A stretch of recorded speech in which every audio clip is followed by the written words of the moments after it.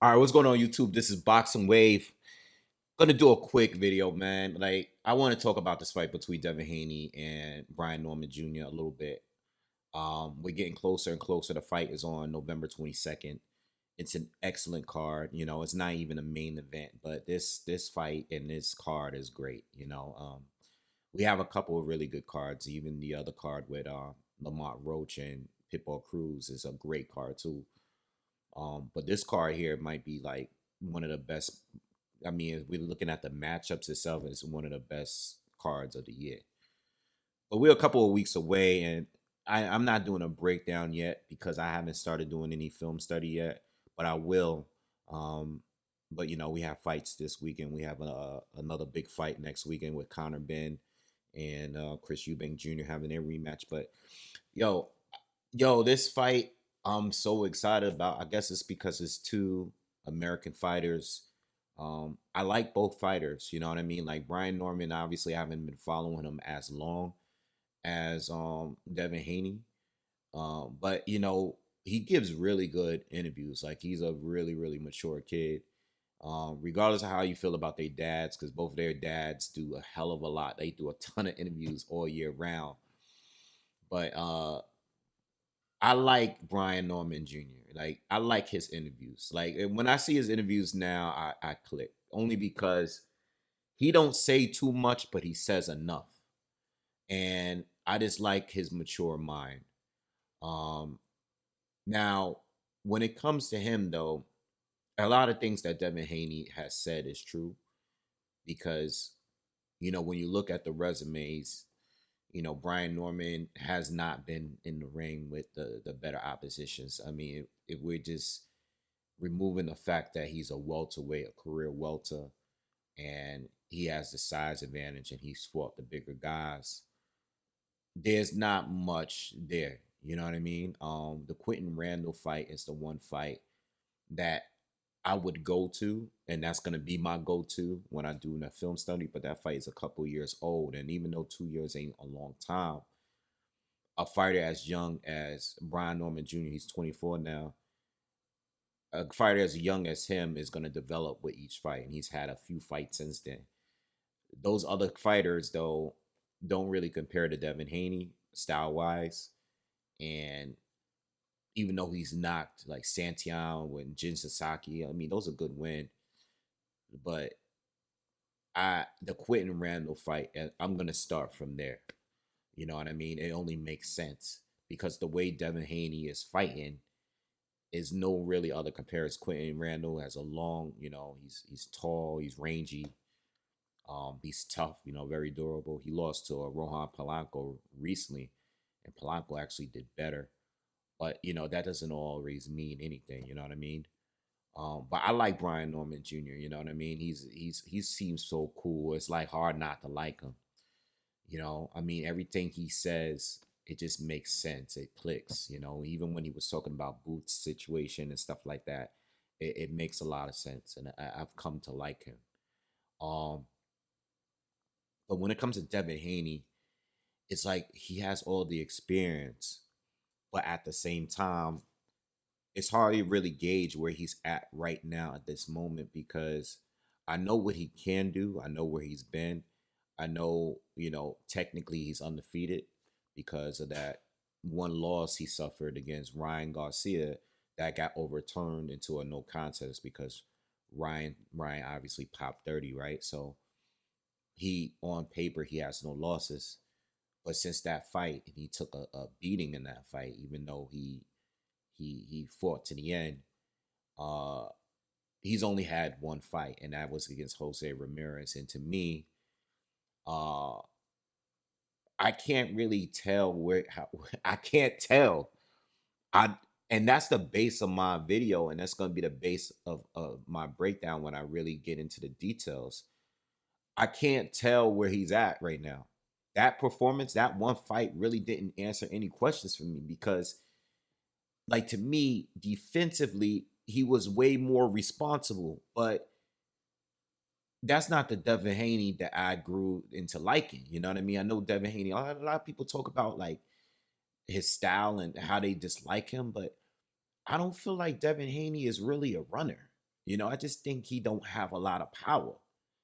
But he lets his hands go. Like he mixes it up. Like that fight with him and Lomachenko was a really good fight.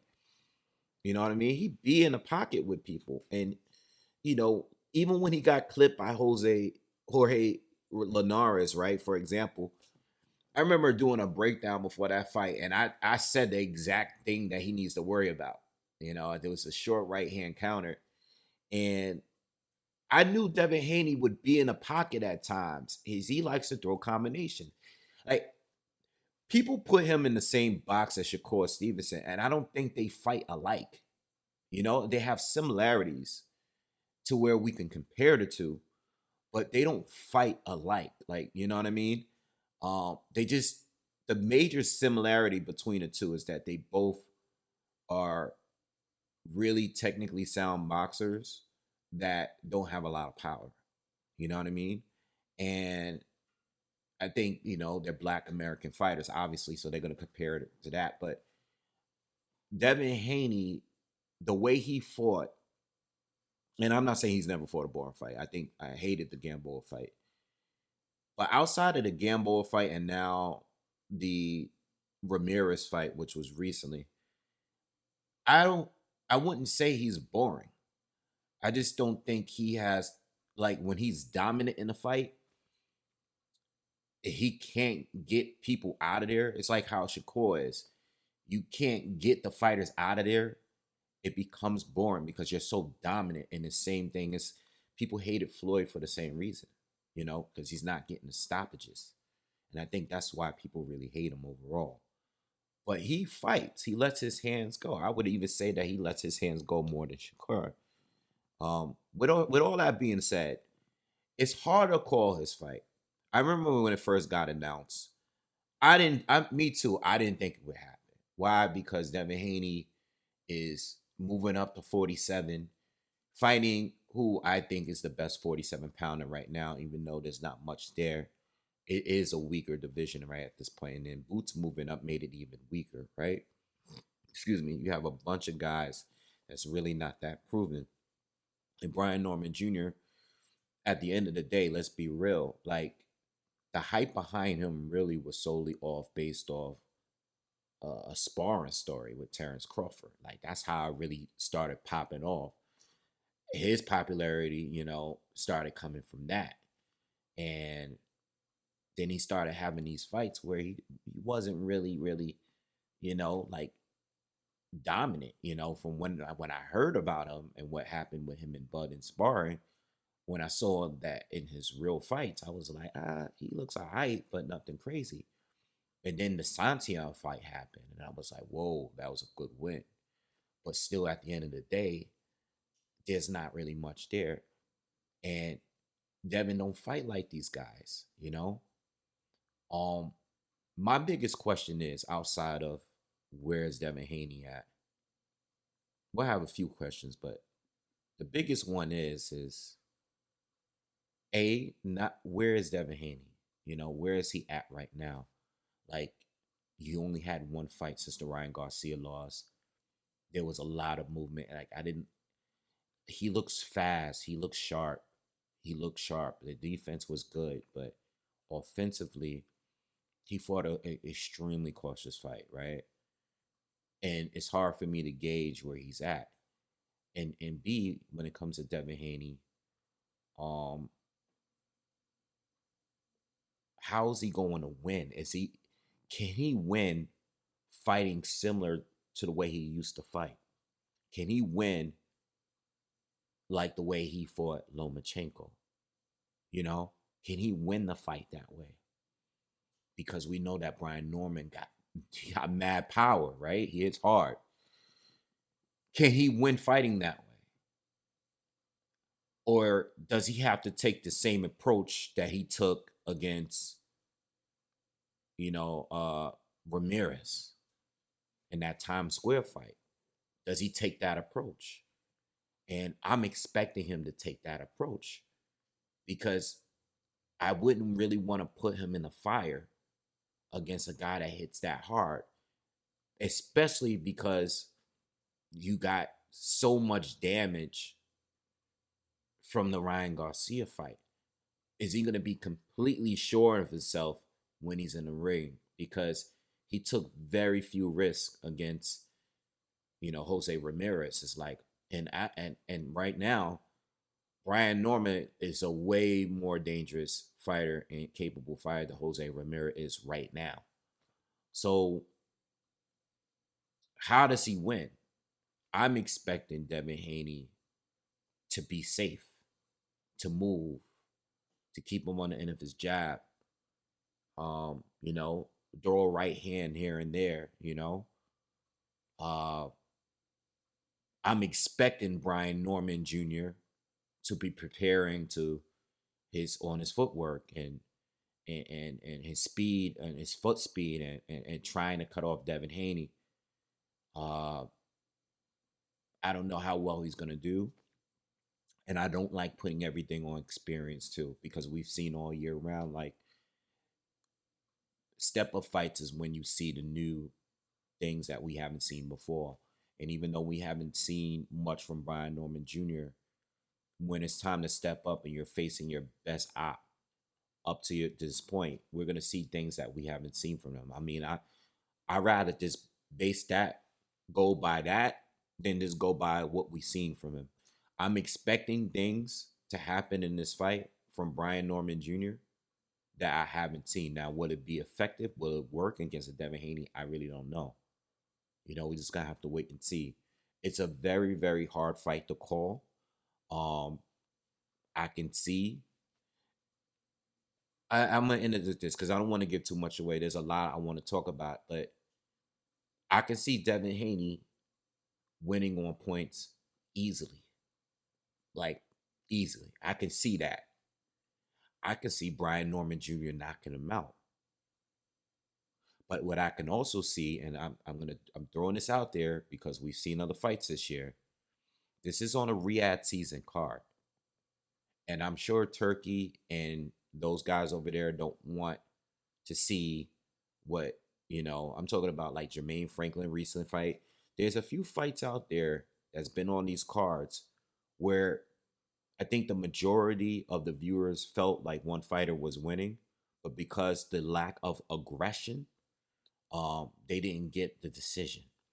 And if it's one of those cases where Devin Haney is looking like he's running and Brian Norman is being the aggressor and maybe not landing as clean, but he's being the aggressor, don't be surprised if Brian Norman wins on points.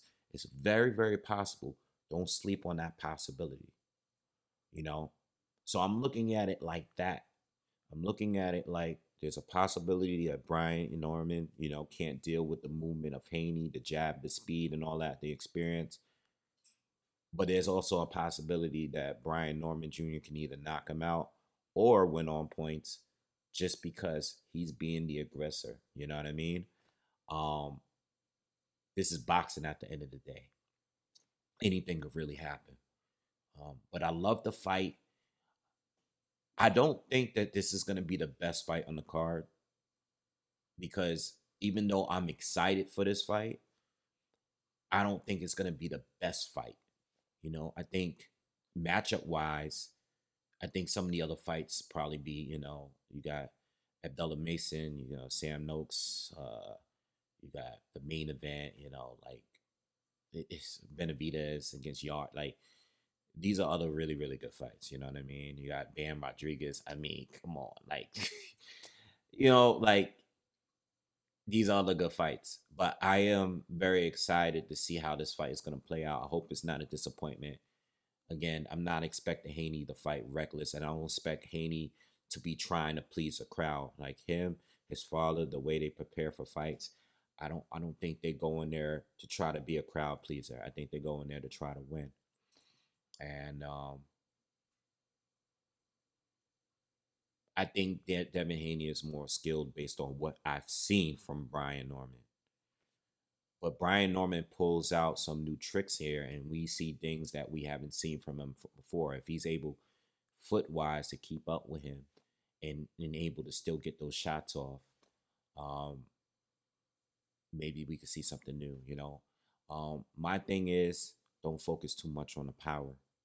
You know, I think with Norman, just focus on trying to touch Haney. If he's moving like the way he's moving, if he's moving a lot excessively, don't try to sit down, plant your feet, and be trying to hit him with power all the time while he's moving.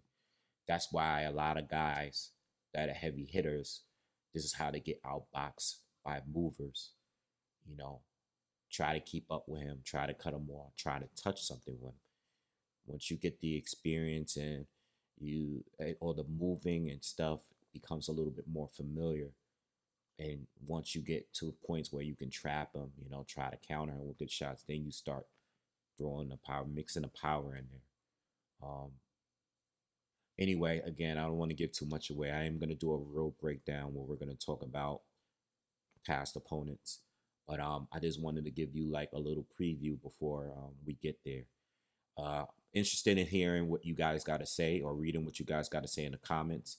Let me know what you think on this fight. I do think it's 50-50. You know, uh, I'm leaning off Haney off a decision, a points decision.